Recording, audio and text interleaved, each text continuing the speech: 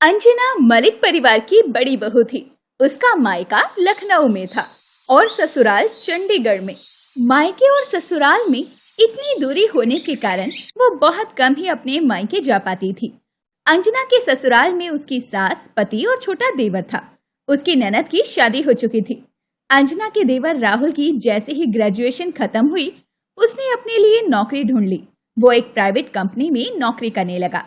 एक रोज राहुल जब ऑफिस जाने के लिए अपनी बाइक स्टार्ट करता है तो उसकी नजर पड़ोस में आई उसकी नई पड़ोसन गुंजन पर जाती है। वाह यार, क्या कमाल की दिखती है, बिल्कुल कटरीना कैफ लग रही है। तभी उसकी नजर भी राहुल पर गई, जो कि उसे बड़ी देर से घूर रहा था। दोनों को पहली ही नजर में एक दूसरे से प्यार हो गया। फिर नंबर एक्सचेंज हुए और फोन पर बातें करते करते कब दोनों एक दूसरे के करीब आ गए उन्हें पता ही नहीं चला। और फिर एक रोज, माँ, मैं गुंजन से शादी करना चाहता हूँ। हम दोनों एक दूसरे को पसंद करते हैं। कौन गुंजन? वो शर्मा जी की बेटी? हाँ माँ। नालायक, तुझे कहीं और कोई लड़की नहीं मिली जो अपने ही पड़ोस में ही बारात लेकर जाएगा? अरे पड़ोसन को बहू बनाकर ले आएगा तो लोग क्या कहेंगे? वो सब मुझे नहीं पता माँ, अब तो कुछ भी हो जाए, मैं शादी करूंगा तो केवल गुंजन से ही करूंगा। नहीं, बिल्कुल नहीं। तभी अंजना बोली, अब मान भी जाइए माँ जी, अगर आप नहीं मानी तो ऐसा ना हो कि देवर जी उसको भगा कर ले आए, फिर कैसा लगेगा आपको? तब भी लोग तो बातें बनाएंगे ही। अपनी बड़ी बहू की बात जानकी को ठीक लगती है और उसने शादी के लिए हाँ कर दिया। फिर कुछ ही दिनों बाद सबकी रजामंदी से उन दोनों की शादी हो गई। शादी के कुछ दिन बाद, माँ जी आपने गुंजन को देखा? सुबह से ढूंढ रही हूँ उसे, वो मुझे पूरे घर में कहीं नहीं मिली। अरे छत पर देख, वहीं होगी, क्या पता योगा कर रही हो। नहीं माँ जी, वो वहाँ भी नहीं है, मैं अभी वहीं से तो आ रही हूँ। अच्छा, तो उसके फोन पर कॉल करके देख। अंजना गुंजन को फोन करती है तो फोन उसकी माँ नीलम उठाती है। हाँ अंजना बेटी, गुंजन यहीं पर है। वो मैंने आज इसकी पसंद की पाव भाजी बनाई थी ना, तो वही खाने आई थी। तुम चिंता मत करो, शाम तक आ जाएगी। इतना कहकर उसकी माँ फोन काट देती है। क्या हुआ बहू, क्या कहा उसने? देखो ना माँ जी, घर पर इतना काम पड़ा है और वो अपने मायके चले गई। अरे मुझे ना सही, अपनी सास को तो बताकर जाती ना। तो अब क्या हुआ? उसका पास में मायका है तो चली गई। अब खुद को ही देख ले, दूर होने के कारण कितना ही जा पाती है तू अपने मायके। और काम का क्या है, खुद ही कर ले। उसके आने से पहले भी तो तुम अकेली ही करती थी ना।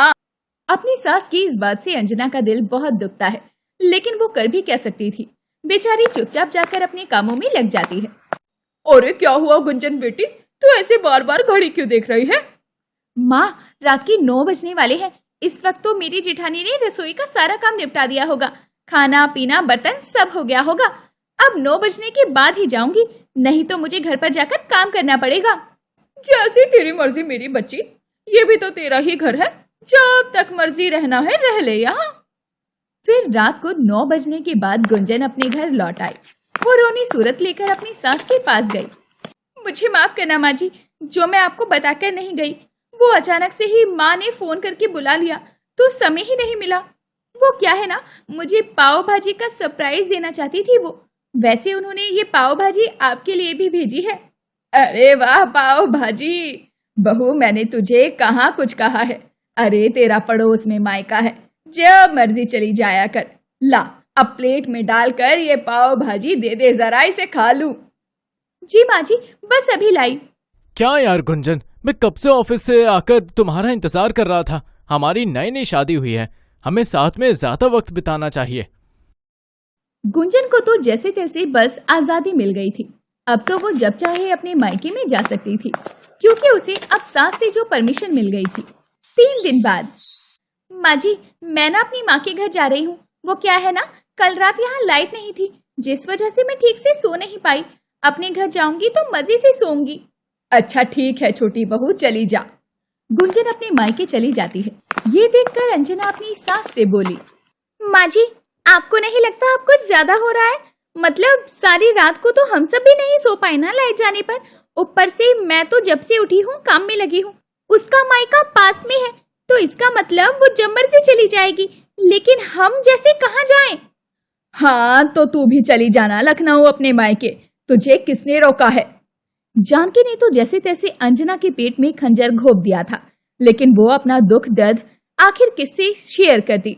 वो बेचारी चुपचाप घर के सारे काम काजों में लग जाती है, तो वहीं उसकी देवरानी काम से बचने के लिए बार बार अपने मायके भाग जाती है और अपने मायके से कुछ न कुछ अपनी सास के लिए लाती रहती है, जिससे कि उसकी सास खुश रहती है।